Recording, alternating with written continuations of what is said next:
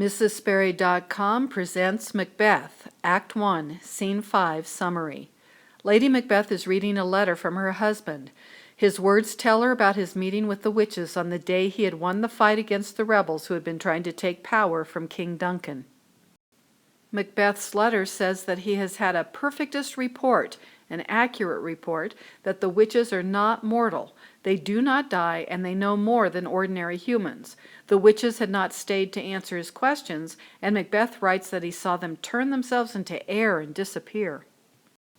Macbeth's letter continues by describing his wonder, surprise, when the weird sisters, witches, had disappeared. The letter describes the messengers from King Duncan coming and calling Macbeth by the title Thane of Cawdor. Macbeth says one of the witches' prophecies had already come true. He says the witches said he would become king, and he is writing his wife, his partner of greatness, so she will not miss the joy of the greatness promised to her, that she will be queen. Macbeth tells her to keep the news close to her heart, keep it secret. Then he writes, "Farewell, goodbye." Lady Macbeth looks up from the letter and speaks aloud to Macbeth as if he were there with her. She says that yes, Macbeth is the Thane of Glamis and the Thane of Cawdor. She says Macbeth will be king just as he was promised, but she is not happy. She says she is afraid of his nature, that he is too full of the milk of human kindness to catch the nearest way. He is too kind to murder King Duncan so that he can quickly become the new king. Lady Macbeth continues to speak to her absent husband. She says he wants to be great, but he does not want to do what is necessary to be great. He has ambition, but is not mean enough to go after what he wants. She says Macbeth greatly wants some things, but he wants to get them fairly. He does not want to play false, cheat, but he wants more than he can get without cheating. Lady Macbeth says her husband wants something, to be king, but he's afraid to do what must be done, kill King Duncan. She says Macbeth is afraid of killing, but still wants to be king. Lady Macbeth tells her absent husband to hurry home to her so she can pour her spirits in his ear, talk him into killing Duncan. She says she wants to be brave and use her tongue to talk to him and make him try to get the golden round, the king's crown. She says that fate and the metaphysical, supernatural, want Macbeth to be king.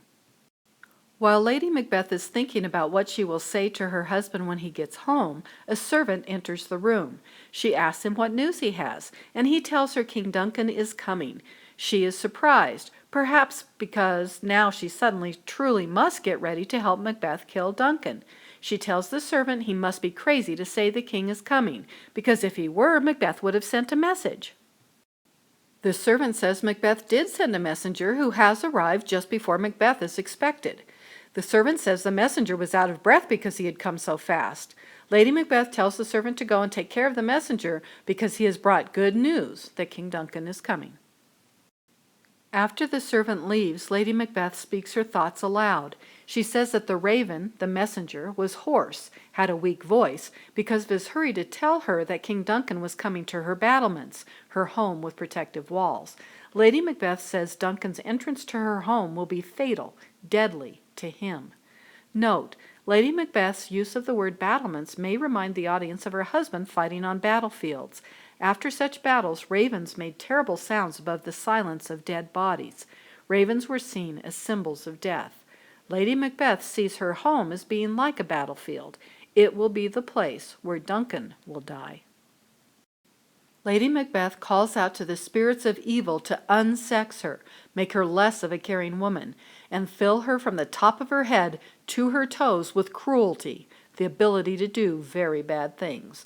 She asks the spirits to make her blood thick so no goodness can enter her, make her feel sorry for Duncan, and stop her from completing her plan. She wants to help kill Duncan so her husband can become king.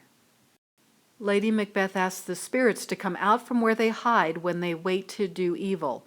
She wants them to turn the milk from her breasts into a sour poison. Lady Macbeth asks for a thick night to come covered in hell's smoke, so it will be very black. Then her knife will not see the wound it makes, and heaven will not see through the blanket of the dark and cry, "Hold! Hold! Stop!" Note, in this famous speech, Lady Macbeth shows how she and her husband are alike. They both want more than they can get fairly, but do not want to see themselves as evil. They both ask for help from evil supernatural spirits, but they do not want to believe they are separating themselves from heaven. Shakespeare, the author, shows how humans act. People want everything, but sometimes they lie to themselves and others to pretend that they are making good choices when they know they are not. Macbeth comes in, and Lady Macbeth greets him by his titles. She calls him Great Glamis, worthy Cawdor. Then she continues, saying he will have a greater title than Thane of Glamis or Thane of Cawdor when he gets the title of king. Lady Macbeth tells her husband that his letter took her away from the present and made her feel the future. She can feel what it will be like when they are king and queen. Macbeth says, "My dearest love, Duncan comes here tonight." He reminds her of the news he had sent by his messenger. Lady Macbeth asks when Duncan will leave. Macbeth says Duncan plans to leave tomorrow. Lady Macbeth says that the sun will never see the day that Duncan will leave. She plans for Duncan to die tonight. Lady Macbeth tells her husband that his face is a book where men may read strange matters. People will be able to see by Macbeth's face that he is thinking of doing something very bad. Lady Macbeth tells her husband that he must trick people by having his eye, hand, and tongue look like he is welcoming everyone. He must look as innocent as a flower. He must be the snake under the flower. He will look good, but he will be very bad. Lady Macbeth tells her husband that they must get ready for King Duncan. She tells Macbeth to let her take care of this great business that will change all their nights and days to come and give them masterdom. By the end of the night, Duncan will be dead, and they will be ready to become king and queen. Macbeth says they will talk more later. Lady Macbeth reminds him to not show his feelings and to leave everything to her. They leave the room to go meet King Duncan.